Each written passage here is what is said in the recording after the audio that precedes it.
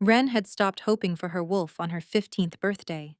That was the day the pack healer had finally declared what everyone already suspected: no wolf, no shift, no future.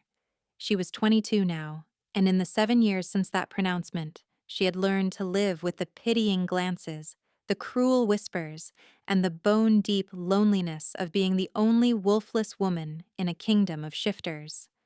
Fetch more wine for the high table, Wren. Her stepmother's voice cut through the noise of the great hall like a blade. And try not to embarrass us in front of His Majesty. His Majesty. Alpha King Kieran Blackwood, the Shadow Wolf himself, had arrived at Thornfield Manor 3 hours ago with a retinue of warriors and advisors. No one knew why. A king didn't visit minor noble houses without reason. But Wren's stepmother had been in a frenzy of preparation for weeks, convinced this was her chance to marry off one of her daughters to royalty. Wren, of course, was not considered a daughter. She was the remnant of her father's first marriage, tolerated only because throwing her out entirely would cause gossip. She slept in the servants' quarters, wore cast-off dresses, and performed whatever menial tasks her stepmother assigned. It was a small life, a quiet life, the only life she would ever have. She gathered the wine pitcher and wove through the crowded hall toward the high table. The feast was in full swing, nobles laughing and drinking and showing off for the king. Wren kept her eyes down, making herself as invisible as possible. She had learned long ago that invisibility was the safest place to be. Absolutely tragic, really, her stepsister Margot was saying as Wren approached. The poor thing never developed a wolf at all. Father was devastated before he died. Can you imagine? A daughter with no wolf? It's like having a child born without a soul. Wren's hands tightened on the pitcher. She knew Margot was talking about her, making sure the king knew exactly how defective the household's unwanted daughter was. A wolf is not a soul. The voice was deep and quiet, but it carried an authority that silenced the entire table. It's a gift, and gifts come in their own time. Wren's gaze lifted involuntarily. Alpha King Kieran Blackwood was not what she had expected. The stories painted him as a monster, a ruthless warrior who had united the 5 provinces through blood and conquest, whose wolf was so massive and dark that soldiers called him the Shadow. But the man at the high table looked almost ordinary. Dark hair, slightly too long, falling across a forehead creased with thought, a strong jaw shadowed with stubble, and eyes the color of storm clouds, gray and deep and focused directly on her. On her. Wren froze. The wine pitcher trembled in her hands. "You must be the one they're discussing," the king said. His voice was mild, but something flickered in those storm-gray eyes. "The girl with no wolf." Yes, Your Majesty." Her voice came out barely above a whisper. "Forgive me. I didn't mean to interrupt." "You didn't interrupt. You were summoned to pour wine and you're doing your job." He held out his goblet, and she stepped forward on unsteady legs to fill it. "What's your name?" "Wren, Your Majesty." "Wren." He said it slowly, like he was testing the shape of it. "A small bird, fragile, easily overlooked." His head tilted. "Is that how you see yourself?" No one had ever asked her that. No one had ever looked at her long enough to wonder. "It's just a name, Your Majesty." Names have power. He took a sip of wine, his eyes never leaving her face. "And I think there's more to you than anyone here realizes, including yourself." Something stirred in Wren's chest. A flutter. A warmth. For a moment, she thought she was imagining it. The sensation was so foreign, so unexpected that her mind couldn't process it. Then the warmth became heat. The flutter became a roar. Pain exploded through her body. Wren dropped the wine pitcher. It shattered on the stone floor, red liquid spreading like blood, but she barely noticed. Her bones were shifting, cracking, reforming in ways they had never moved before. Her skin burned. her vision blurred. Somewhere far away, she heard screaming. Her own voice, she realized, torn from her throat by agony she couldn't control. "Everyone back!" The king's voice cut through the chaos. "Give her space! Now!" Wren collapsed to her hands and knees. Fur rippled across her arms, pure white, gleaming like fresh snow. Her fingers curved into claws, her spine arched, her jaw lengthened, and for the first time in her 22 years of life, Wren felt her wolf rise. It was not the weak, stunted thing everyone had assumed was missing. It was enormous. It was radiant. It was power beyond anything she had ever imagined. When the shift completed, a massive white wolf stood in the great hall of Thornfield Manor. The nobles had fled to the walls, their faces masks of terror and disbelief. Margot had fainted. Wren's stepmother looked like she might be sick. Only the king remained where he was, standing before her without a trace of fear. "There you are," he said softly, his storm-gray eyes filled with something that looked almost like wonder. "I knew you were in there somewhere." Wren's wolf lifted its head and howled, and the kingdom would never see her the same way again. Shifting back was harder than shifting out. Wren's wolf didn't want to let go. It had been caged for 22 years, trapped in some deep corner of her soul, and now that it was finally free, it fought against returning to human form with every fiber of its being. She could feel its joy, its wild exhilaration, its desperate hunger to run and hunt and howl until the mountains shook. But she could also feel the terror of the nobles pressed against the walls, could smell their fear, sharp and acrid, could hear her stepmother's ragged breathing and Margot's whimpering as she regained consciousness. They were afraid of her, after years of mocking her, pitying her, treating her like something broken and worthless. Now they were afraid. The irony might have been funny if Wren wasn't so overwhelmed. "Easy." The king's voice cut through her panic like a blade through silk. He had moved closer, close enough that she could smell him. Pine and wood smoke and something darker, wilder, that made her wolf's ears prick with interest. "Don't fight it. Let the shift happen naturally. Your wolf has been asleep for a long time. She needs to trust that you'll let her out again." Wren didn't know how he knew to say that, didn't know how he knew anything about what she was experiencing. But his voice was calm and steady, and she found herself focusing on it like a lifeline. Slowly, painfully, her bones began to reform. Fur receded, claws shortened back into fingers. When it was finally over, she was kneeling on the stone floor in a ruined dress, shaking so hard her teeth chattered. Someone draped a cloak around her shoulders. The king, she realized, recognizing his scent before she saw his face. He had removed his own cloak and wrapped it around her without hesitation. "Can you stand?" he asked quietly. "I don't know." Her voice came out raw, scraped thin by the screaming. I don't understand what happened." Your wolf awakened. It happens sometimes with late shifters, though I've never seen one quite this late. He offered his hand. Or quite this powerful. She stared at his hand like it might bite her. Kings didn't help servant girls off the floor. Kings didn't wrap their cloaks around nobodies with ruined dresses and shattered wine pitchers. "Take it," he said, a hint of amusement softening his stern features. "I promise I don't bite. Much." Wren took his hand. His grip was warm and strong, and when he pulled her to her feet, she felt that flutter in her chest again, the same sensation that had preceded the shift. Her wolf stirred, pressing against her consciousness with something that felt almost like recognition.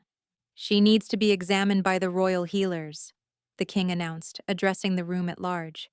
"I'll be taking her to the capital immediately." "Your Majesty." Her stepmother had finally found her voice, though it trembled audibly. "Surely that's not necessary. She's only... She's a late-blooming shifter with an extraordinarily powerful wolf that's been dormant for over 2 decades."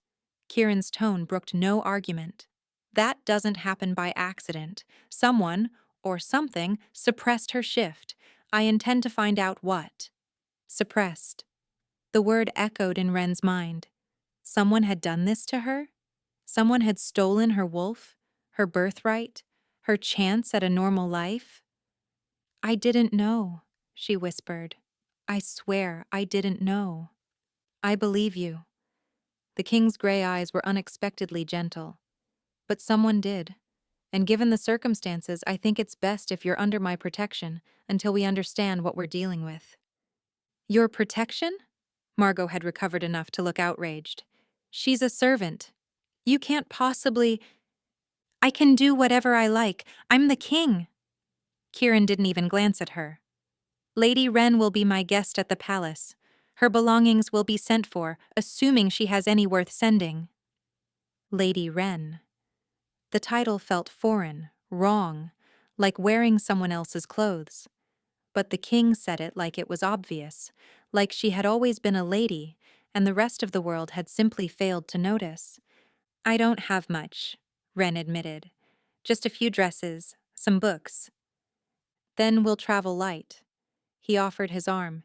Can you walk? She should refuse, should insist on staying, on maintaining the quiet, invisible life she had built for herself. But her wolf was pacing eagerly in her chest, and the king was looking at her like she mattered, and for the first time in 7 years, Wren felt something that might have been hope. Yes, she said, taking his arm. I can walk. He led her out of the great hall, past the staring nobles and her stunned stepfamily, into the cool night air where his retinue waited with horses and torches. She didn't look back. There was nothing behind her worth seeing. The journey to the capital took 3 days. Wren spent most of it in a daze, overwhelmed by everything that had changed. She rode in a covered carriage, a luxury she had never experienced, while the king's warriors flanked her on horseback. Kieran himself rode at the head of the column, though he stopped to check on her every few hours, his gray eyes searching her face for signs of distress. Her wolf, meanwhile, was learning how to exist. It was strange, having a presence in her mind that hadn't been there before. The wolf was curious about everything: the rustle of wind through the trees, the scent of rain on the horizon, the distant call of birds she had never noticed before. Sometimes it pressed forward, eager to shift again, and Wren had to gently push it back. She wasn't ready. Not yet. On the second night, they made camp in a forest clearing. Wren sat by the fire, wrapped in a borrowed cloak, watching the flames dance and trying to process the impossible reality of her new life. You're thinking too loudly. Kieran's voice came from behind her. She turned to find him approaching with 2 cups of something steaming. Tea. It helps with the adjustment. She accepted the cup gratefully. How do you know so much about late shifts? I've seen a few. He settled onto the log beside her, closer than propriety demanded, but not close enough to be improper. My younger brother was a late bloomer. Didn't shift until he was 17. We thought he might be wolfless too. What happened to him? Something flickered across Kieran's face. Grief, quickly suppressed. He died 3 years ago. Border skirmish with the Eastern clans. I'm sorry. So am I. He stared into the fire, and for a moment the shadow wolf looked unbearably human. He was the best of us, kind where I was cold, gentle where I was hard. Our mother used to say he got all the warmth and I got all the wolves. Wren didn't know what to say. She had imagined the king as untouchable, invincible, carved from the same stone as his reputation. But the man beside her was grieving a brother, missing a piece of himself that could never be replaced. My mother died when I was born, she offered quietly. My father never really recovered. He remarried for duty, not love. And when he died 5 years ago, his wife made it clear I was no longer welcome in my own home. Yet you stayed. Where else would I go? A wolfless woman with no money and no connections. She laughed bitterly. I was trapped. I told myself I was surviving, but really I was just existing, waiting for something I didn't even believe would come. And now it's here. Kieran turned to look at her, and the firelight made his gray eyes glow almost silver. Your wolf is extraordinary, Wren. I've never seen one so bright. White wolves are rare, sacred in the old stories. They were said to be blessed by the moon goddess herself. Heat crept up her cheeks. I don't feel blessed. I feel terrified. That's normal. He reached out and very gently tucked a strand of hair behind her ear. The touch sent sparks dancing down her spine. The first shift is always overwhelming, but it gets easier, and you won't have to figure it out alone. Her wolf stirred at his nearness, pressing toward him with an eagerness that made Wren's breath catch. There was something about this man, something that called to her in ways she didn't understand. When he had touched her in the great hall, her wolf had awakened. When he spoke to her now, it practically purred. "Why are you being so kind to me?" she whispered. "You're the king. You could have left me there. You didn't have to take responsibility for any of this." Kieran was quiet for a long moment.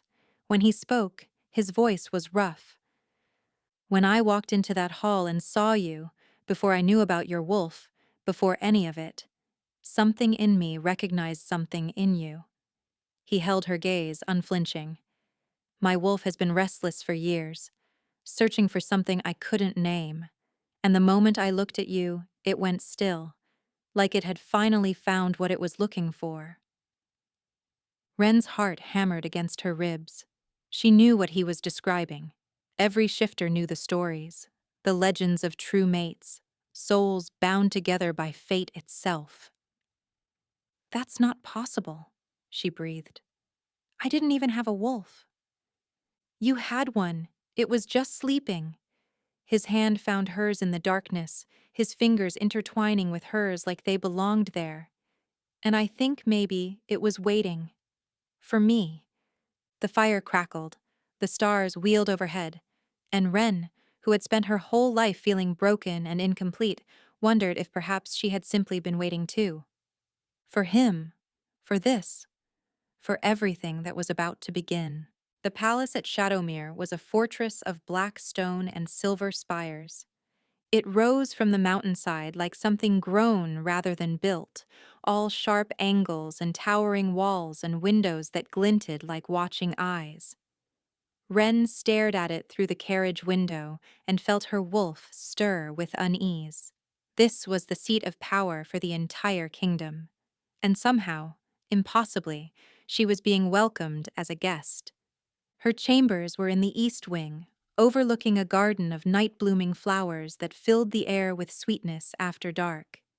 The rooms were larger than the entire servants' quarters at Thornfield Manor, furnished with velvet and silk and more candles than she could count.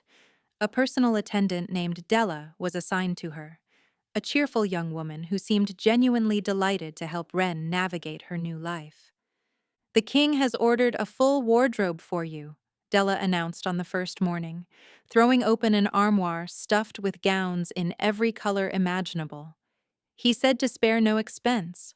Also, the royal healer will see you after breakfast, and His Majesty requests your presence in the library this afternoon." Wren's head spun. "This is too much. I can't possibly accept." "You can, and you will." Della's smile was knowing. "The king doesn't do anything by halves, my lady. If he's decided to take you under his wing, you might as well get comfortable." The healer's examination was thorough and unsettling. He was an ancient wolf named Aldous, with white hair and sharp eyes that seemed to look straight through her. He poked and prodded, made her shift twice, and muttered to himself in a language she didn't recognize. "Suppression binding," he finally announced, sitting back in his chair. "Very old, very sophisticated. Someone wanted to make absolutely certain your wolf never emerged." Wren's stomach dropped. Who would do something like that? Someone with significant power and knowledge of the old magics. This isn't the work of an amateur. Aldous stroked his beard thoughtfully. "The binding should have lasted your entire life. The fact that it broke at all is remarkable." "But why did it break? What changed?" The healer's eyes flickered to the door, where Kieran had just appeared, leaning against the frame with his arms crossed.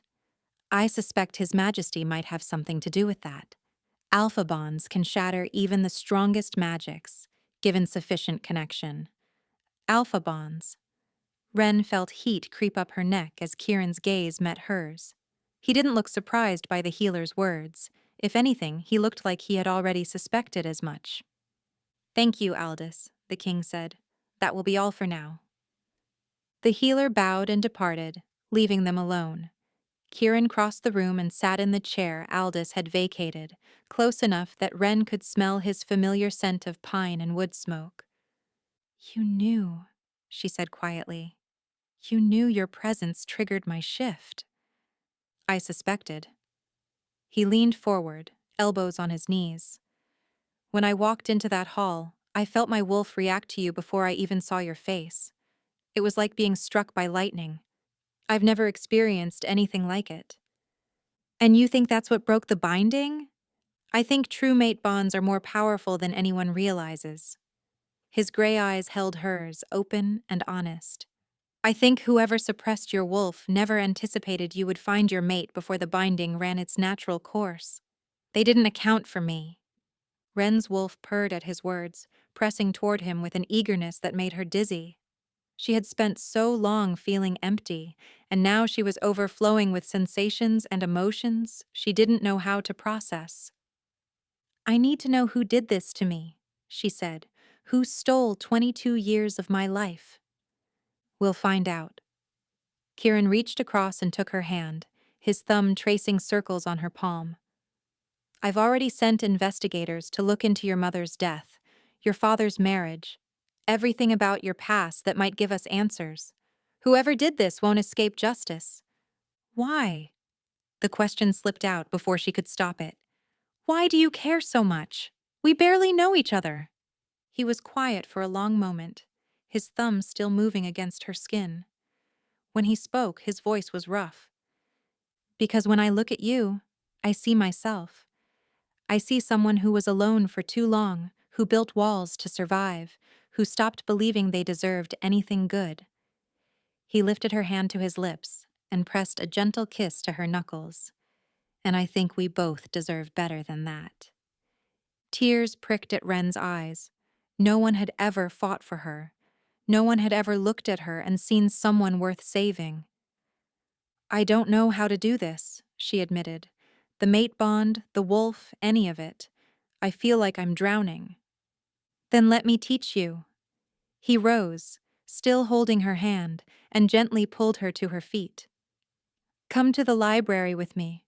I have something to show you." She followed him through winding corridors and up spiraling staircases until they reached a massive room filled with more books than she had ever seen. But he didn't stop at the shelves. He led her to a set of glass doors that opened onto a private balcony overlooking the mountains. "When I was young and everything felt overwhelming, I came here," Kieran said, standing beside her as the wind tugged at their hair. "I would stare at the peaks and remind myself that the world was bigger than my problems, that whatever I was facing would pass." Ren looked out at the endless expanse of stone and sky, and for the first time since her world had shattered, she felt something like peace. "It's beautiful," she whispered. "So are you." He said it simply, without expectation. "And I'm going to spend as long as it takes proving that to you." Her wolf howled with joy. And Ren, standing on a balcony with the Alpha King, finally let herself believe that maybe, just maybe, she had found where she belonged. 3 weeks at Shadowmere changed everything. Kieran kept his promise. Every day he taught her something new about her wolf, how to communicate with it, how to shift without pain, how to control the overwhelming flood of heightened senses. They ran together through the forests surrounding the palace, his massive black wolf loping beside her white one, and Ren discovered a freedom she had never known existed. She was happy. For the first time in her memory, she was genuinely, achingly happy. But happiness, she was learning, came with its own kind of terror. Because the more time she spent with Kieran, the deeper she fell. And falling for a king who called her his mate, who looked at her like she hung the moon, who was almost certainly too good to be true, felt like stepping off a cliff and hoping someone would catch her. You're brooding again. Kieran's voice pulled her from her thoughts. They were in his private study, where she had taken to spending her evenings while he worked through the endless paperwork of ruling a kingdom. He claimed her presence helped him concentrate. She suspected he just didn't like being alone. I'm not brooding, I'm thinking. You furrow your brow when you brood. It's adorable. He set down his quill and turned to face her fully. What's troubling you? Ren hesitated. The truth was complicated, tangled up in years of rejection and abandonment, and the bone-deep certainty that good things didn't happen to people like her. But Kieran had been nothing but honest with her, and she owed him the same. I'm afraid, she admitted, of this, of us, of how much I feel when I'm with you. He was quiet for a moment, his gray eyes searching her face. Then he rose from his desk and crossed the room to where she sat curled in an armchair by the fire. He knelt before her, taking her hands in his. Tell me what you feel. Her heart hammered. I feel like I've known you my whole life. Like my wolf was always reaching for you even when I didn't know it existed. When you walk into a room, everything else fades. When you touch me, I forget how to breathe. She laughed shakily. It's terrifying. What if I'm imagining it? What if the bond is making me feel things that aren't real? Do you want to know what I feel? He didn't wait for her answer. I feel like I spent 32 years wandering through life half asleep, and then you crashed into my world and woke me up. I feel like every moment before I met you was just waiting. I feel like if I lost you now, I would never recover. Tears spilled down her cheeks. Kieran, the bond doesn't create feelings, Ren. It recognizes them. It connects souls that were already meant to find each other. He lifted one hand to cup her face, his thumb brushing away her tears. What I feel for you is real. It was real the moment I saw you, and it will be real for the rest of my life, whether you accept it or not. She kissed him. It wasn't planned. One moment she was crying, overwhelmed by his words and the aching sincerity in his eyes, and the next she was surging forward, her mouth finding his with a desperation she couldn't contain. He responded instantly. His hands tangled in her hair, angling her head to deepen the kiss, and she gasped at the heat that flooded through her. This was nothing like the gentle touches they had shared before. This was hunger and need and years of loneliness finally finding its answer. When they broke apart, both of them were breathing hard. Kieran's forehead pressed against hers, his eyes closed, a sound rumbling from his chest that was almost a growl. I've been trying to be patient, he said roughly, trying to give you time to adjust, to be certain. But if you keep kissing me like that, my control is going to shatter. Maybe I want it to shatter. His eyes flew open, blazing silver in the firelight. Ren. I'm tired of being afraid. She gripped the front of his tunic, holding him close. I'm tired of waiting for the other shoe to drop. I love you, Kieran. I love you, and I don't want to waste another moment pretending I don't. The words hung between them, electric and irreversible. Kieran stared at her like she had offered him the world. Say it again, he breathed. I love you. He kissed her so thoroughly that she forgot her own name. When he finally pulled back, his smile was brighter than she had ever seen it. I love you too, he said. I love you, my white wolf, my mate, my everything. He pressed another kiss to her forehead, her cheeks, the tip of her nose. And I swear to you, I will spend the rest of my life making sure you never doubt that again. Ren laughed through her tears, pulling him back down for another kiss. Outside, the moon rose over Shadowmere, and somewhere in the mountains, a wolf howled in celebration. They weren't alone anymore. Neither of them would ever be alone again. The investigators returned on a gray morning heavy with the promise of rain. Ren was in the training yard with Kieran when his captain approached, his face grim. Whatever news he carried, it wasn't good. Kieran's expression hardened as he listened to the whispered report, and when he turned to Ren, something cold had settled behind his eyes. "Come with me," he said quietly. "There's something you need to hear." They gathered in the War Council chamber. Kieran, Ren, the captain, and two investigators who looked like they hadn't slept in days. On the table between them lay a stack of documents, letters, and a small glass vial filled with something dark and viscous. "We traced the suppression binding to its source," the lead investigator began. "The magic used was old, predating the current era by several centuries. Only a handful of practitioners would have the knowledge to cast it." "Who?" Ren's voice came out steadier than she felt. The investigator exchanged a glance with his partner. "Your stepmother, Lady Helene, paid a significant sum to a witch named Morath 22 years ago. The payment was made 3 days after your birth." The room tilted. Ren gripped the edge of the table to keep from swaying. 3 days, she repeated. "She bound my wolf 3 days after I was born?" "It appears so, my lady, but there's more."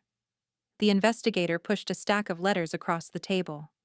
"We found these hidden in Lady Helene's private chambers, correspondence between her and the witch, spanning 2 decades." Ren picked up the first letter with trembling hands. The handwriting was elegant, precise, utterly familiar. She had seen it on household ledgers and social invitations her entire life. "The child must never shift. Her wolf is too powerful. A white wolf, the witch says, blessed by the old gods. If she comes into her power, everything we've planned will be for nothing. The binding must hold until she dies. I don't care what it costs." She knew. Ren's voice was barely a whisper. "She knew what I was, and she buried it." "That's not all." The second investigator stepped forward, his expression dark. "We investigated your mother's death as well. The official record says she died in childbirth, but we found testimony from the midwife who attended the birth. She was paid to lie. Your mother didn't die delivering you. She died 3 days later, the same day the binding was cast." The air left Ren's lungs. "The binding required a sacrifice," the investigator continued grimly. "A life freely given to seal the magic. Your stepmother didn't just suppress your wolf, my lady. She murdered your mother to do it." Ren couldn't breathe, couldn't think. The room was spinning, and somewhere far away she heard Kieran calling her name, felt his hands on her shoulders, but none of it seemed real. Her mother, who she had mourned her entire life, who she had imagined died bringing her into the world, murdered, sacrificed, so that a jealous woman could steal everything that should have been hers. Why? The word tore out of her like a sob. Why would she do this? Power. Kieran's voice was cold as iron. "A white wolf would have made you the most valuable bride in the kingdom. Your father would have arranged a marriage to royalty, possibly even to my family. Lady Helene wanted that future for her own daughters. She couldn't compete with you, so she eliminated the competition." The letters confirmed it. Page after page of Helene's meticulous planning, how she had seduced Ren's grieving father, how she had married him for his title and lands, how she had slowly poisoned him against his own daughter until he saw her as a burden rather than a blessing. And then she had let him die too. "We no longer need him," one letter read. "The estate will pass to me, and the girl will be no threat to anyone. Let the old fool go." "She killed my father." Ren's hands shook so badly the letter fell from her fingers. "She killed both of them. She took everything from me. She'll answer for it." Kieran's arms wrapped around her, pulling her against his chest. She could feel the rage vibrating through him, barely contained. "I'll have her arrested within the hour. She'll face trial for murder, conspiracy, and use of forbidden magic. The penalty is death. I want to see her." The words came out hard and cold, nothing like her usual voice. I want to look her in the eye and ask her how she lived with herself, how she watched me suffer for 22 years knowing what she had done. Ren dash dash. Please. She pulled back to meet his eyes, and whatever he saw in her face made his protest die on his lips. I need this. I need to understand. He was quiet for a long moment. Then he nodded slowly. Together, then. We'll face her together. Ren's wolf rose in her chest, fierce and furious, and finally ready to confront the woman who had stolen her life. There would be a reckoning, and Helene would learn exactly how dangerous a cornered white wolf could be. They brought Helene to Shadowmere in chains. She looked smaller than Ren remembered, diminished somehow, stripped of the fine gowns and jewels that had always armored her. But her eyes were the same, cold, calculating. Even now, facing execution, she showed no fear.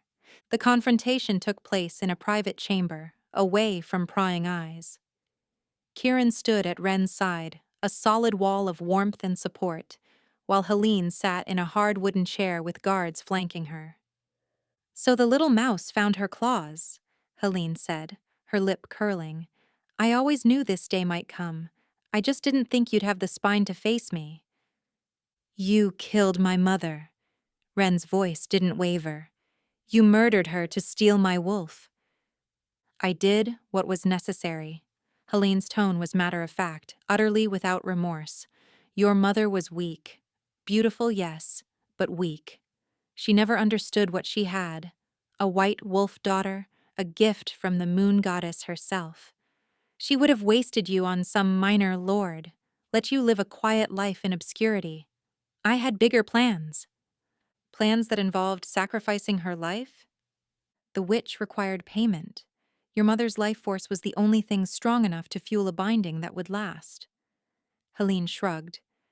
She was going to die eventually anyway. I simply accelerated the timeline. Ren's wolf snarled, pressing against her control. She wanted to shift, to tear this woman apart with her bare teeth, but she forced herself to stay human. She needed answers more than she needed revenge. And my father? Did you ever love him at all? Something flickered in Helene's eyes, the first crack in her icy composure. Your father was a fool.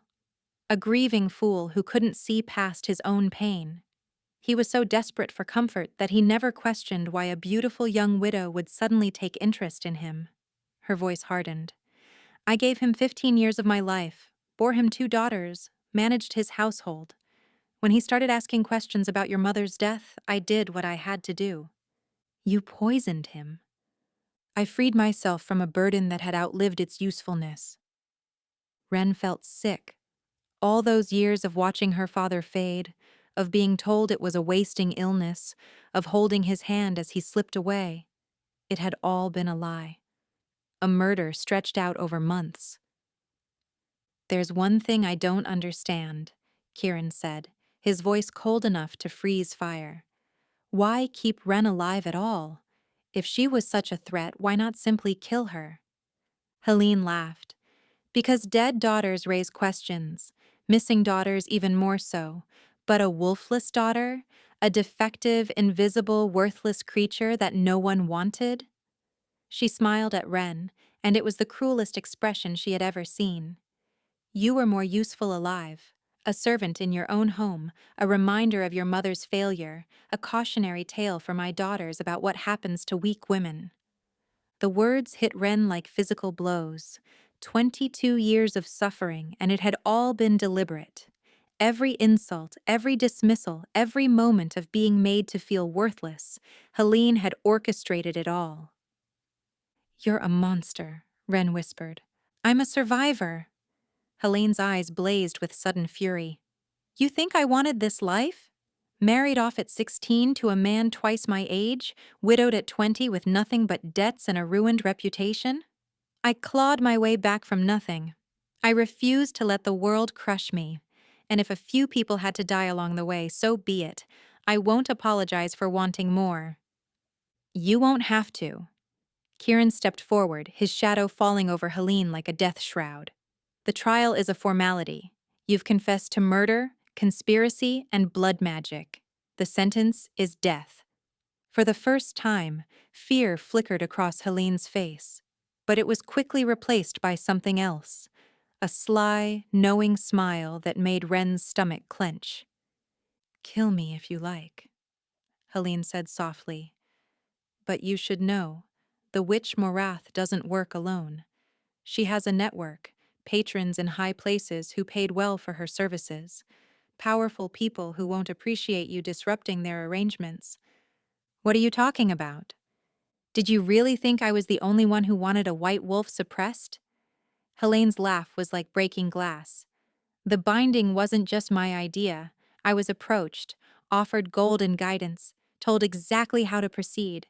There are people in this kingdom, people very close to your precious king, who wanted your wolf buried forever."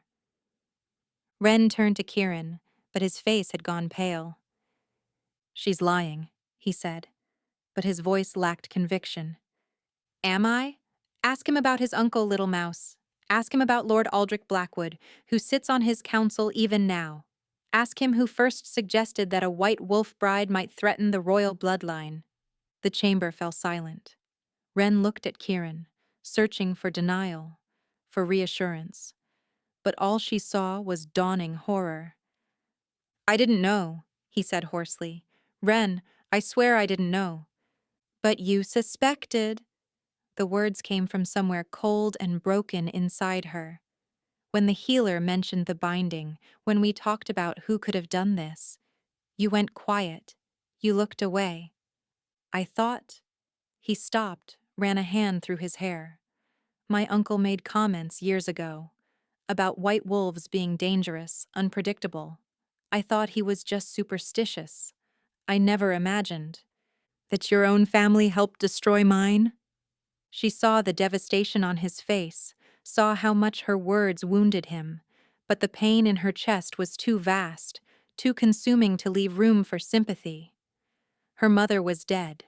Her father was dead. Her entire life had been stolen. And now she learned that the rot extended even here, to the palace, to the very council that surrounded the man she loved. "I need to go." She backed toward the door. I can't breathe." "Ren, please!" But she was already running, down corridors, up staircases, until she burst through the doors of the balcony where he had first shown her the mountains. She fell to her knees at the railing, gasping for air, her wolf howling with grief and rage and a betrayal that cut deeper than any blade. She had finally found a home, finally found love. And now she didn't know if any of it could survive the truth. She didn't hear him approach. One moment Ren was alone on the balcony, the next a hand clamped over her mouth and something sharp pressed against her throat.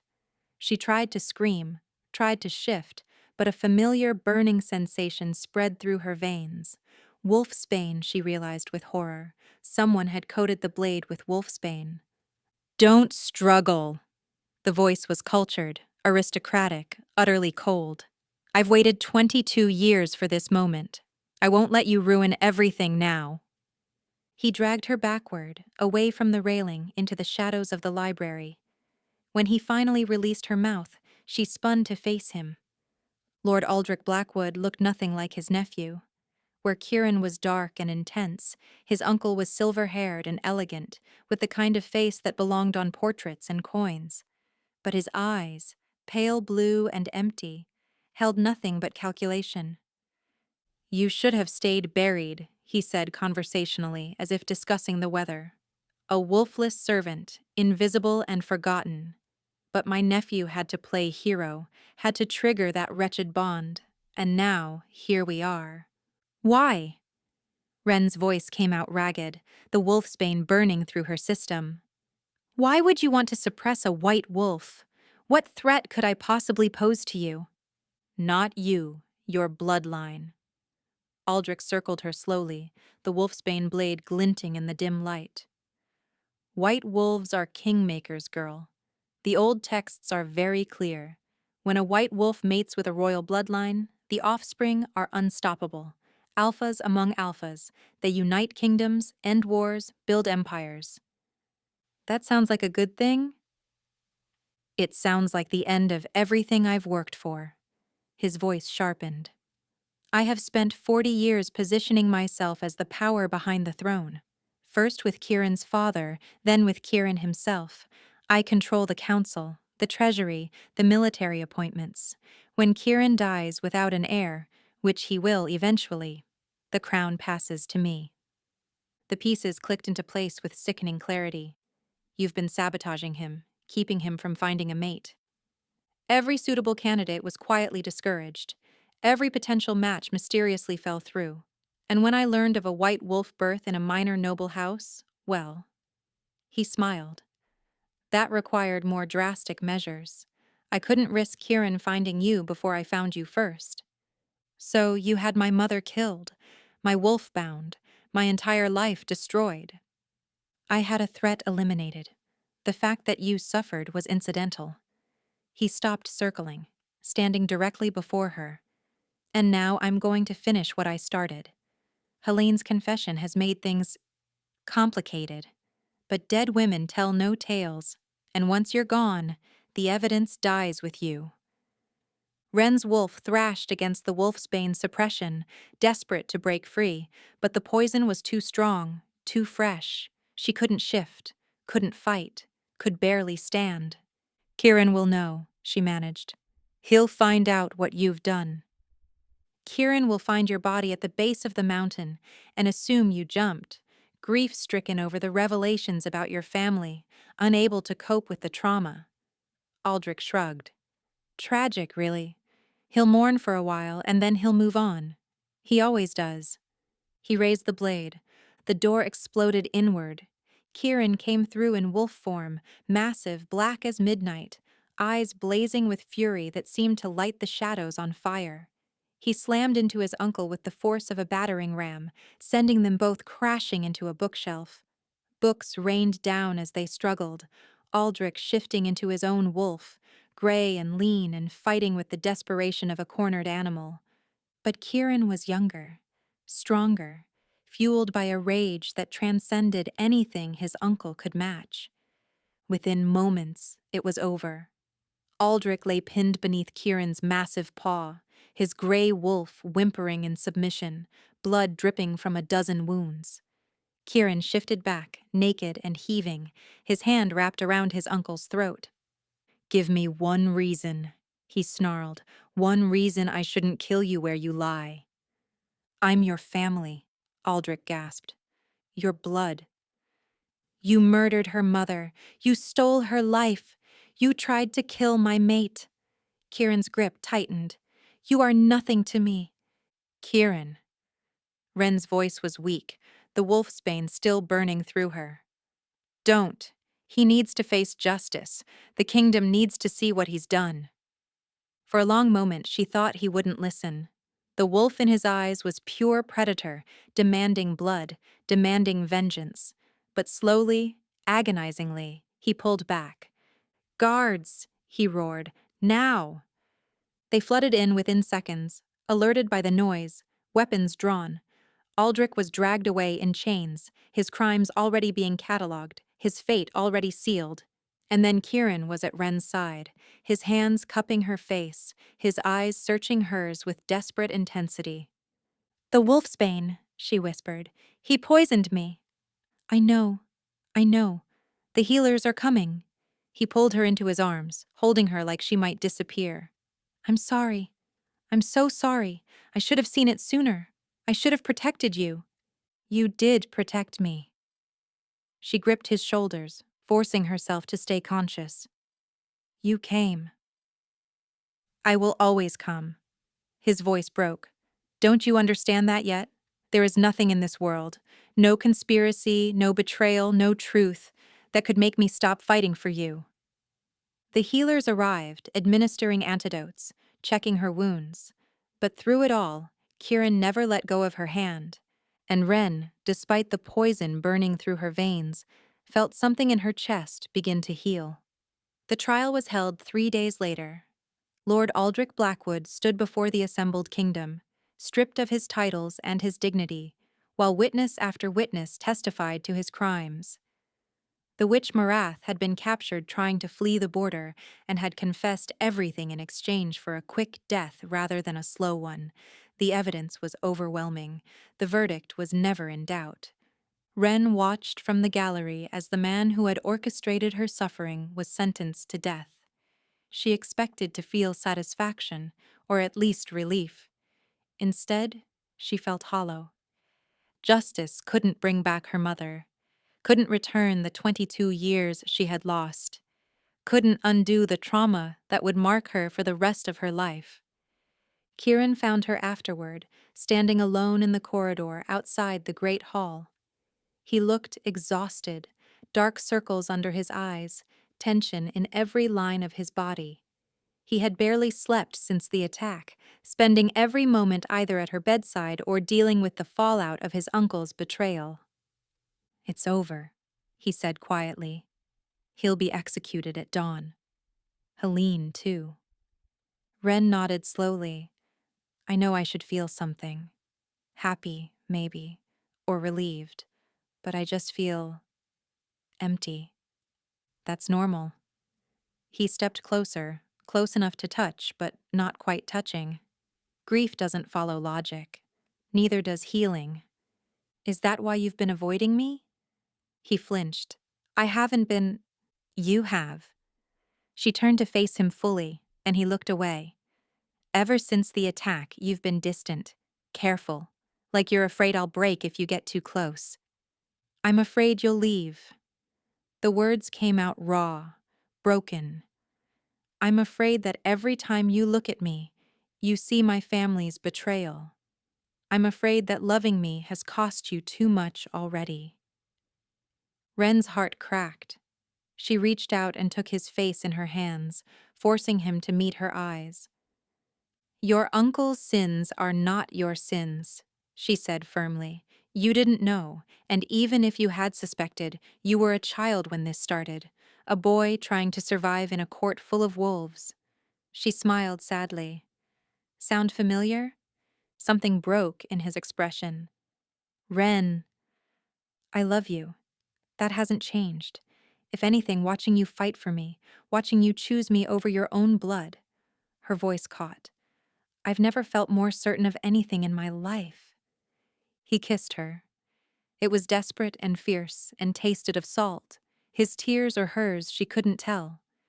When he pulled back, he was shaking. "Marry me." The words hung in the air between them. "What?" "Marry me." He dropped to one knee, right there in the corridor where anyone might see, and pulled a ring from his pocket. It was silver, set with a white moonstone that glowed like captured starlight. "I was going to wait. I had plans. A dinner, music, the balcony at sunset. But I can't wait anymore. I can't spend another moment not knowing if you'll be mine." Kieran dash dash. "I know it's too soon. I know you've been through hell and you need time to heal. But I need you to know that I'm not going anywhere. That whatever comes next, I want to face it together." His gray eyes blazed up at her. "You spent 22 years being told you weren't enough. Let me spend the rest of my life proving that you're everything." Wren stared at him, this powerful king, kneeling before her in a public corridor, offering her his heart without reservation. She thought about everything she had lost, everything she had survived, everything she had found in the ruins of her old life. "Yes," she whispered. "Yes. Yes, you impossible man." She laughed through her tears. "I'll marry you." He surged to his feet, sliding the ring onto her finger before sweeping her into his arms. The kiss he gave her was thorough and claiming and full of promise. When they finally broke apart, they had an audience. Servants and nobles had gathered at both ends of the corridor, drawn by the commotion. For a moment, Wren tensed, waiting for judgment. Then someone started to clap. The applause spread like wildfire, accompanied by cheers and whistles, and more than a few happy tears. Kieran tucked Ren against his side and raised their joined hands, the moonstone ring catching the light. "My mate," he announced, his voice carrying through the hall. "My queen." The crowd roared its approval, and Ren, surrounded by witnesses to her joy for the first time in her life, finally let herself believe that she deserved this. All of this. Every bit of it. 1 year later, Ren stood before the mirror in the Queen's chambers and barely recognized the woman staring back. Her wedding gown was white as her wolf, embroidered with silver thread that caught the light like captured moonbeams. A crown of winter roses rested on her hair, a gift from Kieran, who had spent weeks personally selecting each bloom. The moonstone ring glinted on her finger, a constant reminder of the man waiting for her in the great hall below. "You look like a queen," Della said softly, adjusting the train of the gown. This time, Ren believed her. The wedding was the grandest the kingdom had seen in a generation. Every noble house had sent representatives. Every province had contributed to the celebrations. The girl who had been mocked for having no wolf was marrying the Alpha King, and the entire realm had turned out to witness it. Kieran stood at the altar as she walked down the aisle, and the look on his face made her heart stutter. He gazed at her like she was a miracle, like he still couldn't quite believe she was real. When she reached him and placed her hand in his, she felt tears prick at her eyes. "My white wolf," he murmured, for her ears alone. "My everything." "My shadow," she whispered back. "My home." The ceremony was beautiful. The vows were traditional, words spoken by countless couples before them. But when Kieran promised to love and protect her until his last breath, she knew he meant every syllable. And when she promised the same, she felt her wolf howl with joy. The celebration lasted 3 days. There was feasting and dancing and more wine than Ren had ever seen. Margot and her stepsisters had not been invited. They had fled to the southern provinces after their mother's execution, and no one had heard from them since. Ren found she didn't care. They belonged to a past she had finally laid to rest. On the third night, after the guests had departed and the palace had grown quiet, Kieran found her on their balcony, the balcony where he had first shown her the mountains, where his uncle had tried to kill her, where so much of their story had unfolded. "You're thinking again," he said, wrapping his arms around her from behind. "Good thoughts this time." She leaned back against his chest, watching the moon rise over the peaks. "I was thinking about how different everything is. A year ago, I didn't even have a wolf. Now I have a kingdom." "You have more than that." His hand slid down to rest on her stomach, gentle and reverent. "When were you going to tell me?" Her breath caught. "How did you know?" "Your wolf has been insufferably smug for weeks, and you've been avoiding the wine at dinner." He pressed a kiss to her temple. "I didn't want to say anything until you were ready." Tears spilled down her cheeks, happy tears, the kind she had never known she could cry. "I found out 3 days ago. I wanted to wait until after the wedding, until everything was settled." "And now?" She turned in his arms, taking his face in her hands. "Now I want to tell you that we're going to have a baby, a pup of our own." She laughed through her tears. "The healers say it will be a girl, a white wolf, like her mother." The sound Kieran made was somewhere between a laugh and a sob. He dropped to his knees, this king who had knelt before her twice now, and pressed his forehead to her stomach. "Hello, little one," he whispered. "I'm your father, and I promise you, I will spend my entire life making sure you know how loved you are, how wanted, how precious." Ren ran her fingers through his dark hair, her heart so full it ached. She had been mocked for having no wolf, treated as broken, defective, worthless. She had spent 22 years believing she would never be enough. But the Alpha King had seen the truth in her, had triggered her first shift with nothing more than the pull of their souls recognizing each other. had fought for her, bled for her, knelt for her before the entire kingdom. And now, standing beneath the moon with her mate and her daughter-to-be, Wren finally understood. She had never been broken. She had simply been waiting for her wolf, for her king, for the life she was always meant to live. And it was more beautiful than she ever could have imagined.